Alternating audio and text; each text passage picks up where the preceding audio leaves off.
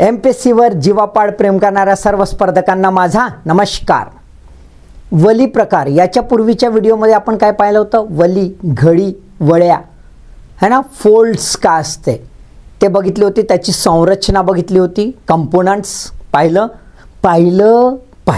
Yes पाहिलं तर मग याचं टेन्शन नाही, नसेल पाहिलं तर पाहून घ्या, समजून घ्या की फोल्ड, वळी, वड्या, घडी कशाला म्हणतात आणि मग प्रकार है ना। यामध्ये बरेच वेळा प्रश्न विचारलेले आहे MPSCच्या विविध परीक्षांमध्ये, म्हणून आज आपण बघून घ्या टाइप्स ऑफ दी फोल्ड, किती प्रकार आहे रे बाबा है ना। तर तुम्हाला माहित आहे यार, दोन प्रश्न पाहून घेऊ ना। हां बस तेच नेहमीच तुम्ही सांगत राहता म्हणा। हां चला, पहिला प्रश्न काय म्हणते, खालील नमूद आकृती दिली आहे बाबा है ना, कोणत्या प्रकारची भौगोलिक घडी दर्शविते? Which type of geological fold is denoted by the diagram given below? अशी दिली आहे काहीतरी है ना, अशी डायग्राम अशीच देतात ना, काहीतरी आडवी तिडवी काढून देतात आणि मग आपल्याला विचारतात, तर अशी डायग्राम दिली आहे आणि कोणती घडी होय म्हणते? आयसोक्लिनल फोल्ड, सममिती, बार्गा, शेवरॉन, व्युत्क्रम घडी, रिकम्बंट फोल्ड है ना, आणि अतिवलित घडी, ओव्हरटर्न्ड फोल्ड, चारपैकी कोणता आहे ते आपल्याला आता उत्तर द्यायचे आहे। ते कशाने उत्तर येईल बस व्हिडिओ पाहिल्यावर। तर दुसरा प्रश्न तुमच्यासाठी बाबा, समंग घडी करिता आवश्यक संपीडन बल, कॉम्प्रेन्सिव्ह फोर्स, अबे लिहा ना पूर्ण, comprehensive force for symmetrical fold असं म्हणलाय। अ मध्यम तीव्रता, मॉडरेट इंटेन्सिटी, ब भुजांच्या दोन्ही बाजूने समान बल, equal force on both sides of the limb, क अति तीव्रता, एक्स्ट्रीम इंटेन्सिटी, आणि ड भुजांच्या दोन्ही बाजूने असमान बल, unequal force on both sides of the limb. आणि ऑप्शन तुम्हाला दिले आहे अ आणि ब, अ आणि ड, क आणि ड, अ किंवा क आणि ब असं मस्त दिलं आहे रे बाबा, जक्कास। तर दोन प्रश्न तुमच्यासाठी आहेत, एक आकृतीचा आणि दुसरा असा काहीतरी है ना। तर हे समजासाठी आपल्याला आता का पाहावं लागेल, व्हिडिओ पाहावं लागेल का तुम्हाला? हो हां, पाहून समजून घ्यावं लागेल आणि डोक्यात आकृत्या फिट बसवा लागतील, म्हणजे परफेक्ट उत्तरं येते म्हणजे येते। तर पाहून घेऊ आधी, पहा काय म्हणते बाबा, कशामुळं घड्या वळी काय काऊन पडते? व्हॉट आर द रिझन्स, कारणं कुठली आहेत? तर आपल्याला ही जी घडी आहे फोल्ड आहे ही दिसून येते। याच्यामध्ये सर्वात महत्त्वाचं कारण आहे खडकांचे स्वरूप, nature of Roxx. Nature of Roxx म्हणजे काय आहे? त्याचा रेजिस्टन्स पॉवर है ना, म्हणजे त्याची सहनशक्ती, कशाची? कॉम्प्रेन्सिव्ह प्रेशर झेलण्याची, संपीडन जे बल आहे ते झेलण्याची किती आहे ताकद? ज्याची जेवढी ताकद तेवढा वेळ तो फोल्ड होणार नाही, ज्याची कमी ताकद तो पटकन। काही जे रॉक आहे त्याच्यात इलास्टिसिटी, जर इलास्टिसिटी छान असेल तर मस्त वागतील, नसन तर वागता वागता तुटून जातील। ते इलास्टिसिटी जी आहे ज्याला आपण म्हणतो तन्यता आणि ती तन्यता असली पाहिजे आणि याच्या सहनशक्ती असली पाहिजे। ह्या दोन गोष्टी आवश्यक आहेत खडकांच्या स्वरूपात। आपण बघतोय काय सँडस्टोन्स वगैरे आहेत ते त्यांच्यात इलास्टिसिटी छान असते, पण काही एकदम छोटे नाजूक असतात शेल सारखे, ते पटकन तुटून जातात, बरोबर आहे। दुसरं असं आहे की प्रेशर कसं रे बाबा, कॉम्प्रेन्सिव्ह फोर्स, संपीडन बल। आता हे जे आहे फोल्ड म्हणला का कॉम्प्रेशन, फोल्ड म्हणला का धरते न झूम दोन्ही बाजूनं पिचकवते, दोन्ही बाजूनं पिचकवणं म्हणजे कॉम्प्रेन्सिव्ह फोर्स। कुठला आहे? स्वरूप कसं असेल त्याचं, त्याची तीव्रता किती असेल आणि किती कालावधीसाठी असेल है ना। म्हणजेच काय तर बल हे जे आहे दोन्ही बाजूनी समसमान येत आहे का, की एका बाजूने येत आहे दुसऱ्या बाजूने नाही? दोन्ही बाजूने तुच्चुक हळूहळू येत आहे का भर येत आहे, किंवा एका बाजूने भरभर आला आणि दुसऱ्या बाजूने हळू आला है ना, किंवा दोन्ही बाजूनी इतकं जास्त खूपच जास्त प्रेशर आलं, किंवा खूप जास्त प्रेशर येत आहे पण थांबून येत आहे भरकन येत आहे. केवढे प्रकार झाले है ना. म्हणजे आपण जर बघितलं कॉम्प्रेन्सिव्ह फोर्स संपीडन बल, तर याची तीव्रता इंटेन्सिटी किती आहे, कालावधी किती वेळासाठी, कसं येत आहे, रिदमनी येत आहे की झटक्याने येत आहे, या सर्व बाबींचा परिणाम जो आहे त्या फोल्डवर पडतो. आणि म्हणून फोल्ड कसे आहेत, विविध प्रकारचे आहेत. Why there are various types of the fold, question विचारू शकतात है ना. Why there are various types of the folds, the reason behind it, the nature of rock, खडकांचा स्वभाव, खडकांचे स्वरूप, आणि नेचर ऑफ कॉम्प्रेन्सिव्ह फोर्स, संपीडन बल कसं आहे रे बाबा, त्या सर्व याच्यावर आपल्याला दिसते विविध प्रकार. क्लिअर. ओके. आता हे विविध प्रकार पाहून घेऊ. पहिल्यांदा आपला असा आकृती आहे ना, आकृत्या खूप महत्त्वाच्या आहेत कारण ते डोक्यात फिट बसलं का समजते. पहिला आहे समअंग घडी किंवा वली, सिमेट्रिकल फोल्ड. सिमेट्रिकल फोल्ड तुम्हाला दिसते, सिमेट्रिकल, मधातून रेषा ओढली आहे, हा एक भुजा आणि हे दुसरी भुजा सारखी दिसत आहे, बरोबर आहे. आणि दोघांमध्ये जर आपण त्या हिंजवर बिजागर या पॉइंट पासून जर आपण प्लेन मारला तर दोघांमधील कोण काय समसमान आपल्याला दिसून येत आहे, सारख्याच याच्याने वाकलेले आहेत. आणि वाकलेले म्हणजे असे खूप बेंड झाले आहे का नाही, असे खुले आहेत, ओपन फोल्ड, सिमेट्रिकल. ओके. दुसरा आहे त्याच्या विरुद्ध, सिमेट्रिकल मध्ये दोन्ही भुजा सारख्या, तर इथे आपल्याला काय दिसते, एक भुजा ही वेगळी आणि दुसरी भुजा वेगळी, एक जास्त वाकली आणि दुसरी कमी वाकली असं दिसेल. असम अंग घडी, असिमेट्रिकल फोल्ड. इथे अँगल सुद्धा एकाचा बृहद अँगल असेल आणि एकाचा लघु अँगल असेल है ना, असं आपल्याला दिसतंय. त्यानंतर तिसरं आहे एकनती किंवा एक प्रवणक घडी, मोनोक्लिनल. मोनो म्हणजे एक, क्लायनल म्हणजे वाकला, तर एकच वाकला, एक सरळ आहे, एक भुजा वाकली दुसरी भुजा सरळ आहे, पण दुसरी वाकली तर पूर्णपणे आपल्याला काय दिसते 90 डिग्रीच्या जवळपास, त्याला आपण काय म्हणतो, मोनोक्लायनल. दुसरं आहे समनती, समप्रवणक, आयसोक्लायनल. इथं एकच भुजा वाकली होती, इथं दोन्ही भुजा वाकल्याने समसमान पॅरलल आहे अशा, पण पॅरलल कशा, वर्टिकल, ऊर्ध्वपाठी, लंब, अनुलंबीय झाल्या, अनुलंबीय. आलं की नाही लक्षात. हा म्हणजे आयसोक्लिन, आयसो म्हणजे सारखे, बरोबर आहे. त्यानंतर उलटलेली घडी, अतिवलित घडी, ओव्हरटर्न घडी, हे लंबचे सरळ होते आणि धरले झुकले, असे टिल्ट झाले, टिल्ट. आणि हा एक जी घडी आहे ह्या दुसऱ्या घडीवर, किंवा ही घडी जर बघाल, ही घडी किंवा ही घडी ह्या घडीवर, ही घडी ह्या घडीवर, किंवा ही घडी ह्या घडीवर अशी है ना, झेप घेतल्यासारखी, अशी त्याच्यावर उडी मारल्यासारखी है ना, त्याच्यावर उडी मारल्यासारखी झाली आहे, म्हणजे ओव्हरटर्न, त्याच्या उरावर बसली है ना, ह्या घडीच्या उरावर हे घडी जेव्हा बसली तर आपण काय म्हणतो, ओव्हरटर्न. आणि ते ओव्हरटर्न उरावर बसली, उरावर बसून अशी दाबलन आणि पूर्णपणे असं बिलकुल हे टिल्ट म्हणजे एकदम पॅरलल काय करून टाकलं, याले पॅरलल आहे तर पण हॉरिझॉन्टल झाली. इथे पॅरलल आहे, समांतर आहे, इथे थोडीशी पॅरलल आहे, समांतर आहे, पण याच्यामध्ये अनुलंब, वर्टिकल, याच्यामध्ये वर्टिकल बी नाही, टिल्टेड आहे ना, झुकली, आणि याच्यावर धरलं ना हॉरिझॉन्टल, क्षितिज समांतर करून टाकलं, ते झाली व्युत्क्रम, परिवलित. व्युत्क्रम, परिवलित म्हणजे रिकम्बंट फोल्ड है ना. हॉरिझॉन्टल झाली का व्युत्क्रम, आणि हॉरिझॉन्टल नाही झाली तर ओव्हरटर्न, आणि एकदम सरळ राहिली अनुलंब व्हर्टिकल तर आयसोक्लिनल. क्लिअर. तिघांमध्ये लक्षात आलं. मग त्याच्यानंतर इकडे जाऊ.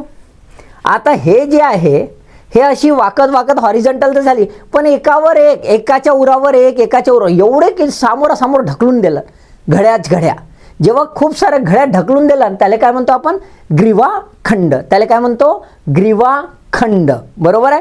आणि अशी जे ओपन फोल्ड आहे, ही जी ओपन फोल्ड आहे बघा, ह्या ओपन फोल्ड, सिमेट्रिकल फोल्ड, हे सिमेट्रिकल फोल्डमध्ये असे अंकुचीदार झाले, असे अंकुचीदार झाले तर याला काय म्हणतो, बारगा द्विवेणी घडी किंवा शेवरॉन फोल्ड, किंवा शेवरॉन फोल्ड. व्ही शेप आहे, व्ही शेप आहे, शेवरॉन फोल्ड. अलग लक्षात, ह्या फोल्ड. आणि मग शेवटी अजून एक फोल्ड पाहून घेऊ, नवीनच वेगळ्या प्रकारची. पण लक्षात घ्या, सर्व फोल्ड ह्या ज्या तुम्हाला दिसतील ते ह्या एकमेकांशी लिंक असलेल्या दिसतात तुम्हाला, है ना. तर लिंक काय, तर दोनच कारणामुळे.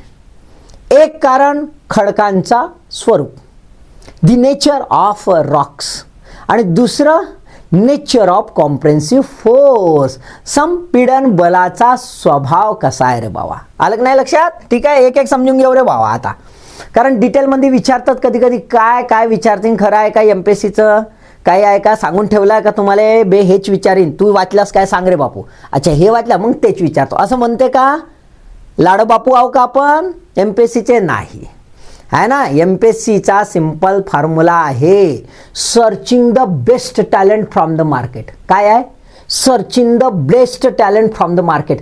मार्केटमधून एकदम एकदम भारी डोक्याचे शोधाचे आहेत. आणि दुसरं, kick out the Rascals, bogus लोकांना किक आउट करायचं आहे. आता आपण कोण आहो, आपण बेस्ट टॅलेंट. मग आपण डिटेलमध्ये पाहिलाच पाहिजे, तर पाहून घ्या. डिटेलमध्ये पाहू तर कसा बी प्रश्न येऊ, आळवा तिळवा टिक, आणि नाही तर कसं होईल, दंडी गुल. ठीक आहे. तर बघा, सम अंग घडी सिमेट्रिकल फोल्ड, याला वेव्हलाईक फोल्ड सुद्धा म्हणतात. याला काय म्हणतात, वेव्हलाईक फोल्ड, तरंगीय घडी पण म्हणतात. याला फोरलँड फोल्ड पण म्हणतात.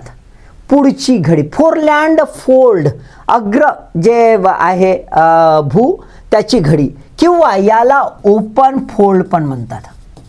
ओपन फोल्ड पण म्हणतात, खुली घडी पण म्हणतात. हा, वेगवेगळे नाव आहेत, लक्षात घ्या.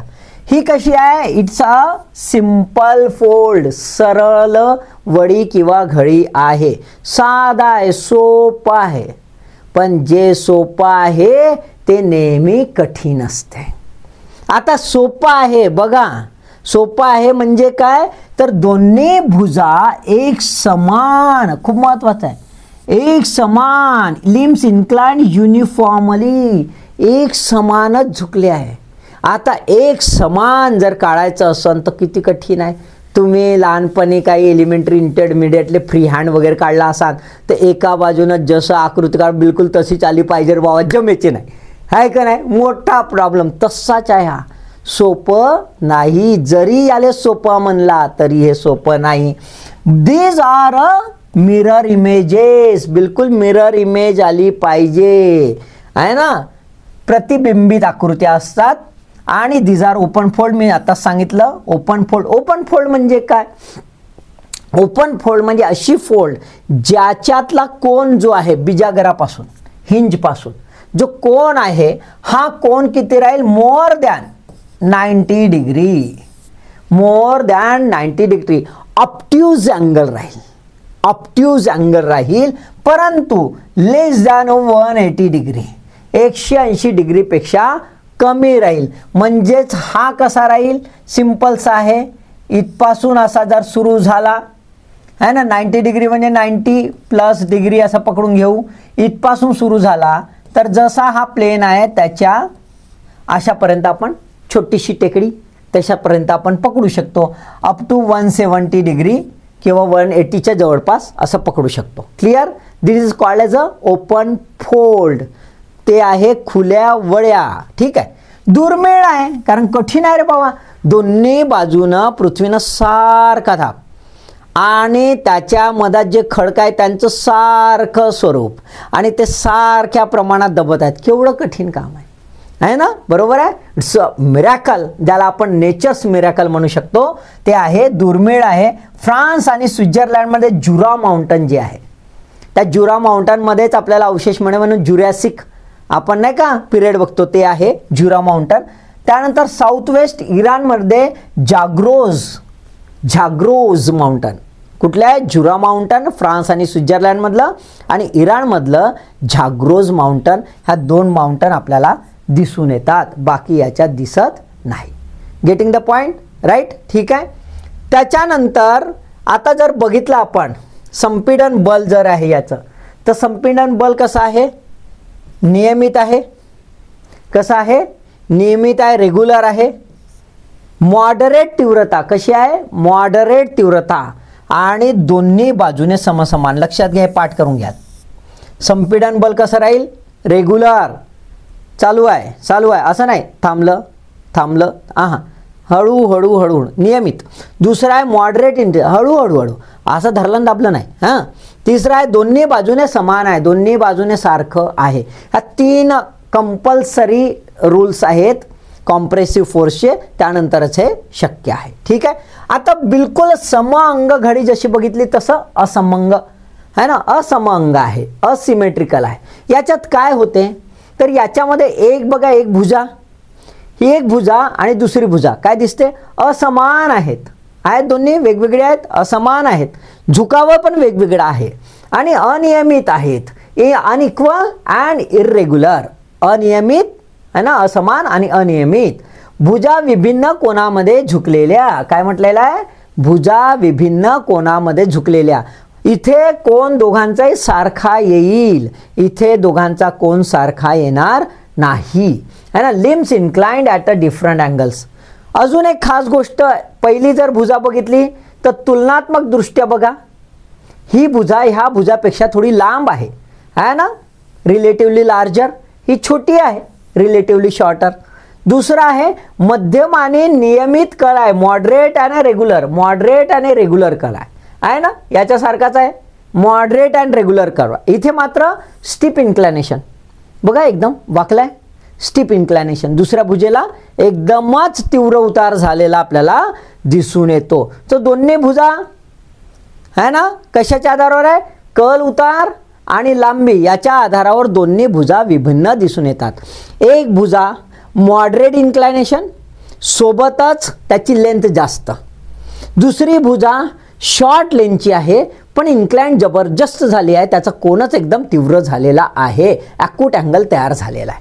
Getting the point? लक्षात आलं. आता याच्यामध्ये बल कसं असेल? संपीडन बल, कॉम्प्रेन्सिव्ह फोर्स कसा असेल? इकडे जसं नियमित आहे इकडे अनियमित, इरेग्युलर. मध्यम ते तीव्र राहील, मॉडरेट टू मोर शार्प है ना. इथे मॉडरेट इंटेन्सिटी, इथे हाय इंटेन्सिटी राहू शकते. त्याच्यानंतर दोन्ही बाजूने असमान बल असेल, इकडे थोडं कमी असेल आणि इकडे जास्त असेल, इथे दोन्ही बाजूला समान बल असेल. दोघांमधला फरक लक्षात आला? समअंग घडी आणि असमअंग घडी. क्लिअर? सिमेट्रिकल वर्सेस असिमेट्रिकल, दोघांची कारणं, दोघांची कॅरेक्टरिस्टिक्स. त्याच्यानंतर एकनती घडी आणि समनती घडी, ह्या दोघांमधले घेऊया आपण फरक. एकनती घडी जी आहे त्याच्यामध्ये काय म्हटलं आहे? एक भुजा आणि 2 भुजा. याच्यामध्ये एक भुजा जी आहे ती हलकी मॉडरेट इन्क्लायनेशन झालं आहे, मॉडरेट झालं आहे इन्क्लायनेशन. दुसरं मात्र काटकोनापर्यंत तीव्र कर, steep inclination up to right angle. हा बघा असा वाकलाय, दुसरी भुजा भरकन वाकलेली आपल्याला दिसते. याचा नियमित उतार आहे, नियमित उतार आहे, रेग्युलर स्लोप. म्हणजे सिमेट्रिकलचे दोन्ही भुजा जशा आहेत तशासारख्या, किंवा असिमेट्रिकलची जी मॉडरेट आहे त्याच्यासारखी. क्लिअर? ओके. दुसऱ्याचा अनुलंब उतार आहे, कसा आहे? Vertical slope. आता आपण असिमेट्रिकलमध्ये बघितलं, असिमेट्रिकलमध्ये कसं आहे? असं पाहिलं आणि असं पाहिलं आणि असं पाहिलं, बरोबर आहे. आता हा जो आहे हा इन्क्लायनेशन जेव्हा अशाला हा सरळ गेलाय, म्हणजे हा जेव्हा 90 डिग्रीपर्यंत येतो, 90 डिग्रीपर्यंत येत नाही तोपर्यंत असिमेट्रिकल, आणि 90 डिग्रीच्या जवळपास आला अनुलंब उतार, व्हर्टिकल स्लोप जर आला तर त्याला काय म्हणू? मोनोक्लायनल फोल्ड. मोनोक्लायनल फोल्ड, एकनती घडी. क्लिअर? ठीक आहे. तीव्र वलीमुळे प्रस्तरभंगाची शक्यता याच्यामध्ये आहे. It may create the fault. हे जर जास्त वाकलं तर हा असा वाकला की हे एक भुजा इथं राहील आणि दुसरी भुजा इथून लटकून खाली येऊ शकते, ही भुजा इथे खाली सरकू शकते. क्लिअर? म्हणजे प्रस्तरभंग ज्याला फॉल्ट म्हणतो ती होण्याची पॉसिबिलिटी आहे. याचा कॉम्प्रेन्सिव्ह फोर्स कसा आहे, संपीडन बल कसा आहे, तर असमान. काय शब्द आहे? असमान. तीव्रता ते असेलच, कारण की आपण असिमेट्रिकलमध्ये पाहिलं की हाय इंटेन्सिटी राहू शकते. यस, हाय इंटेन्सिटी राहील, पण याच्यामध्ये नाही राहणार आणि याच्यामध्ये आपल्याला हाय इंटेन्सिटी दिसेल. आणि अनइक्वल आहे, याच्यावर कमी दबाव पडला, याच्यावर जास्त दबाव पडलेला आहे. क्लिअर? आता तिथेच आपण आयसोक्लायनल किंवा आयसोक्लिनल समनती घडी, दोन्ही भुजा ज्या आहेत कसं दिसतात, दोन्ही भुजा एकमेकां समांतर, पॅरलल टू इच अदर. ही भुजा एक आहे, ही भुजा एक आहे, पॅरलल टू इच अदर, एकमेकांना समांतर आहेत, परंतु क्षितिज समांतर आहेत का? Not horizontal. कशा आहेत? अनुलंबीय आहेत. कशा आहेत? अनुलंबीय आहेत, वर्टिकल आहेत, ह्या हॉरिझॉन्टल नाही. म्हणजे इथे काय झालं असेल, इतक्या जोरात प्रेशर आलं असेल की दोन्ही भुजा एकदम सरळ होऊन गेल्या. म्हणून इथलं कॉम्प्रेन्सिव्ह फोर्स काय राहील? समान आणि जोरदार, इक्वल अँड स्ट्रॉंग. अति जास्त म्हणजे असिमेट्रिकल जी पाहिली, असिमेट्रिकलमध्ये आपल्याला कसं दिसते, हे अशी आली आणि हे अशी झुकली. आता याच्यामध्ये कसं झालं, याला जो मॉडरेट फोर्स होता त्यालाही जोरात फोर्स, यालाही जोरात फोर्स, आणि म्हणून दोन्ही कशा झाल्या, अशा झाल्या. Vertically parallel, vertically parallel. अनुलंबीय परस्परास काय आहे, समांतर, एकमेकां समांतर, त्याला आपण आयसोक्लायनल. आयसो म्हणजे सेम, क्लायनल म्हणजे इन्क्लाइंड झालेले. क्लिअर? ओके, ठीक आहे. त्याच्यानंतर आपण बघूया अतिवलित घडी, व्युत्क्रम घडी आणि नॅपे, ग्रीवाखंड. ठीक आहे. ओव्हरटर्न, रिकम्बंट आणि नॅपे. आता बघा ओव्हरटर्न, आता जी सरळ झाली आहे त्याला धरलं वाकलं, आता कुठेतरी एका साईडनं दाब जास्त पडला, एक भुजा दुसऱ्या भुजेवर मुसंडी मारल्यासारखी उलटली.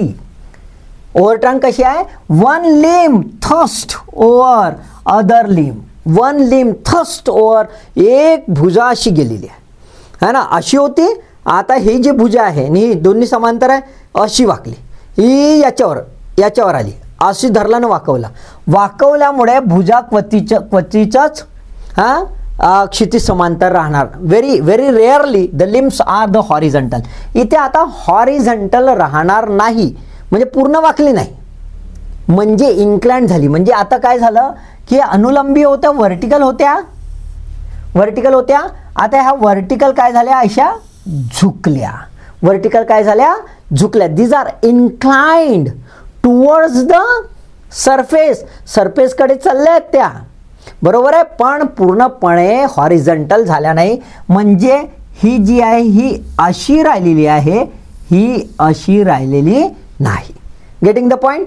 जेव्हा अशी डायग्राम निघेल, ओव्हरटर्न आहे, ओव्हरटर्न, ही भुजा जी आहे ह्या भुजेवर आलेली आहे. मग अशी भुजा आली आहे, याचा अर्थ संपीडन जे आहे, कॉम्प्रेन्सिबल कसं असेल, तीव्र, इंटेन्स. त्याने एवढ्या जोरात प्रेशर टाकलं असेल, एवढ्या जोरात की ही भुजा ह्या भुजेवर चालली गेली आणि तिला वाकवलं आहे. Getting the point? राईट. त्याच्यानंतर अजून जोर आला, अजून प्रेशर, तर त्यानं धरलं पूर्णच वाकवून टाकलं. अतिवलित ही जी आहे, अतिवलित घडी आहे ज्यामध्ये अक्षीय तल अक्षरशः क्षितिज समांतर झाला. एक्सियल प्लेन जो आहे है ना, अक्षीय तल, एक्सियल प्लेन, हा काय झाला, हॉरिझॉन्टल जो इन्क्लाइंड होता. वर्टिकल म्हणजे आयसोक्लिनल, झुकला म्हणजे ओव्हरटर्न, आणि धरलं ना पॅरलल, क्षितिज पॅरलल नाही, हॉरिझॉन्टल, क्षितिज समांतर करून टाकलं, हॉरिझॉन्टल केलं. म्हणजे ही भुजा अशी आणि ही भुजा अशी, म्हणजे ही आणि ही दोन्ही काय आहेत, पॅरलल आहेत, पॅरलल आहेत.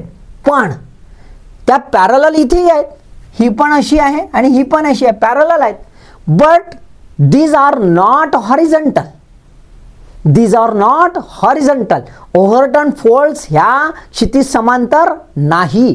पण व्युत्क्रम घडी जी आहे, रिकम्बंट फोल्ड जी आहे, ती धरलीनं वाकून गेली, वाकली अशी की एकदम ती पॅरलल तर आहे पण क्षितिज समांतर हॉरिझॉन्टल पण झाली आहे. पॅरलल अँड हॉरिझॉन्टल, समांतर आणि क्षितिज समांतर अशा दोन्ही जेव्हा होतील तेव्हा त्याला आपण काय म्हणू, व्युत्क्रम, रिकम्बंट फोल्ड. ह्या सुद्धा अत्यंत तीव्र, कारण सातत्याने त्याच्यावर दाब पडलेला आहे. आता हा दाब वाढत वाढत चाललाय इतका की ह्या भुजेवर दाब सातत्याने येत आहे. ही भुजा एकदम पेचकून गेली, एकदम चपटी लमची पेचकून गेली आणि हे भुजा चालली चालली चालली चालली चालली हे समोर समोर समोर अशी समोर समोर सरकून सरकून कित्येक किलोमीटर समोर राहिली. म्हणजे आपली जागा सोडून कुठंतरी गेली आणि ते कुठंतरी आहे दिसते. हे आली कुठून रे बाबा, होती कुठं आली कुठं, असं जेव्हा होते that is called as a nappe, ग्रीवा खंड. बघा आपल्याला दिसतंय, सी निरंतर वाढणारे संपीडन बल आहे, कंटिन्युअस इन्क्रीजिंग कॉम्प्रेन्सिव्ह फोर्स. तो कॉम्प्रेसिव्ह फोर्स जो आहे तो असा सातत्याने जाऊन ही तर इथेच थांबली, ही अशी निरंतर जाऊन म्हणजे हे अशी अशी भुजा इकडे चालली जाईल आणि ही अशी येईल. अशी अशी भुजा जेव्हा जाईल त्याला आपण काय म्हणतोय, ग्रीवाखंड. क्षितिज समांतर भुजांमधील एक भुजा दुसऱ्या भुजेवर चढून जाते. One horizontal limb override the other and thrown away. काय म्हटलंय, फेकल्या जाते, thrown away for some kilometres, कितीतरी किलोमीटर दूर फेकल्या जाते. अशा याला आपण काय म्हणतो, ग्रीवाखंड म्हणतो. आलं की नाही लक्षात, असं धरलं ना, फेकून दिलं असं त्याला आपण म्हणतो ग्रीवाखंड. ग्रीवाखंड सर्वात प्रथम तर आपल्याला दिसते आल्प्स जो आहेत, आल्प्स पर्वत, त्या आल्प्स पर्वत रांगेमध्ये ग्रीवाखंड नॅपे आधी बरेचसे आढळून आले. पण हिमालयामध्ये, हिमालयाच्या सर्व भागात, काश्मीर हिमालय म्हणा किंवा गडवार हिमालय म्हणा, है ना, ह्या सर्व हिमालयाच्या सर्व टप्प्याटप्प्यांमध्ये विविध जिओलॉजिस्टनी, बऱ्याचशा जिओलॉजिस्टनी नॅपे शोधून काढले आणि हिमालयामध्येही नॅपेज आहेत. म्हणजे याचा अर्थ हिमालयामध्ये जबरदस्त कंटिन्युअस निरंतर तीव्र दाब पडला असेल, संपीडन बल पडलं असेल आणि त्यामुळे ग्रीवाखंड तयार झालेले आपल्याला दिसून येतात. ओके, ठीक आहे. आता आपण बघूया शेवटचं, ते म्हणजे बारगा किंवा द्विवेणी शेवरॉन. शेवरॉन कसा आहे, सरळ भुजा आहेत, भुजा सरळ आहेत, एकदम स्ट्रेट आहेत आणि टोकदार बिजाकर आहे. हिंज कसा आहे, हिंज कसा आहे, शार्प आहे. आपल्याला ओपन फोल्डला कसं बघतो, open fold, open fold symmetrical, ही पण सिमेट्रिकलच आहे. पण इथल्या भुजा कशा आहेत, स्ट्रेट. आणि बिजागर ज्याला हिंज म्हणतो आपण, है ना, ते हिंजे कसा आहे, हिंजे इज अ पॉइंटेड आहे ना, पॉइंटेड. त्यामुळे हा आकार कसा तयार होतो, असा व्ही आकार तयार होतो, होतो ना, व्ही आकार. भुजांतील कोण हा सर्वसाधारण किती असतो, 60 डिग्री और लेस. किती असतो, 60 डिग्री, 60 डिग्री और लेस, त्याच्यापेक्षा कमी असतो. म्हणजे हा त्रिकोणी आकार तयार करू शकतो जर याला आपण जोडलं तर. म्हणजे याला उलटा व्ही म्हणू शकतो, है ना, किंवा असा असा आकार आपल्याला तयार होताना दिसतो. दोन विभिन्न खडक कशामुळे झालेला आहे बघा, लक्षात घ्या. दोन विभिन्न खडकांच्या स्तरामुळे झालेला आहे, due to different rock beds. संपीडन जो आहे बल, हा संपीडन बल रिजनल किंवा लोकल आहे. याच्यामध्ये रिजनल किंवा लोकल आहे. इथे दाबापेक्षा इथे खडकांचा प्रकार अत्यंत महत्त्वाचा आहे. दोन विविध प्रकारचे खडक म्हणजे एकाचा रेजिस्टन्स फार छान असेल आणि दुसऱ्याचा वीक असेल, असा काहीतरी. उदाहरणार्थ इथे शेल आलेला आहे आणि इथे कुठला तरी एखादा सेडिमेंटरी चांगला रॉक आलेला आहे, है ना, असं गृहीत धरा. आणि ह्या दोघांमध्ये जो फरक दिसून आला त्याच्या आधारावर हा आपल्याला शेवरॉन फोल्ड घडून आलेला दिसतो. आणि शेवटचा तुम्हाला म्हटलं नवीन वेगळा सांगेल तर हा आहे आपला डबा घडी, बॉक्स, खोके, खोके घडी आहे. हा खोका घडी आहे किंवा बॉक्स घडी याला आपण म्हणतो. झालं कसं की जेव्हा बघ, लक्षात घ्या, हे कसं होतं, आयसोक्लिनर, असं होतं आयसोक्लिनर. आता या आयसोक्लिनरमध्ये इथे इथे जो आहे अजून दाब पडला. मग अजून दाब पडल्यामुळे काय झाला, ह्या अशा घडी झाली, बरोबर आहे. हे अशा प्रकारे घडी झाली. इथे दाब निरंतर पडत राहिला रिजनल लेवलवर आणि दाब असा असा पडत राहिल्यामुळे असा बलूनसारखा असा झाला. इथून पॅक झाल्यासारखं झाला आहे ना, पॅक झाल्यासारखं आहे, बरोबर आहे. आणि हा पॅक झाल्यासारख्या आहे, म्हणून ह्या दोन भुजा अशा कर्व्ड झाल्यात आणि पॅक झाल्यात, म्हणून हा काय झाला, बॉक्स झाला. हा काय झाला, बॉक्स झाला. इथे व्हर्टिकल आहे, व्हर्टिकल आणि पॅरलल लिम्स आहेत, पण दोन भुजातील वर गेलं की अंतर वाढत जाते, म्हणजे आयसोक्लिनलच आहेत. बरोबर आहे, आयसोक्लिनलच आहे, समनतीच आहेत, पण त्याच्यामध्ये काय झालेलं आहे, फुलून गेलेला आहे. असं जो काही आहे तो म्हणजे बॉक्स फोल्ड. क्लिअर. तर हे तुम्हाला सांगितलं, 8-9 तुम्हाला प्रकार सांगितले, समजले असतील. सोपेच आहे. हळूहळू टप्प्याटप्प्यानुसार वाढत गेलेला आहे. याच्यामध्ये सिम्पल पण डायग्राम येते कधी कधी. मी तुम्हाला काढून दाखवतो एक डायग्राम. कशी डायग्राम येते तशी डायग्राममध्ये तुम्हाला विचारू शकतात. असं असं काढून देतील, असं बरोबर आहे, असं असं असं आहे ना, राईट. असं असं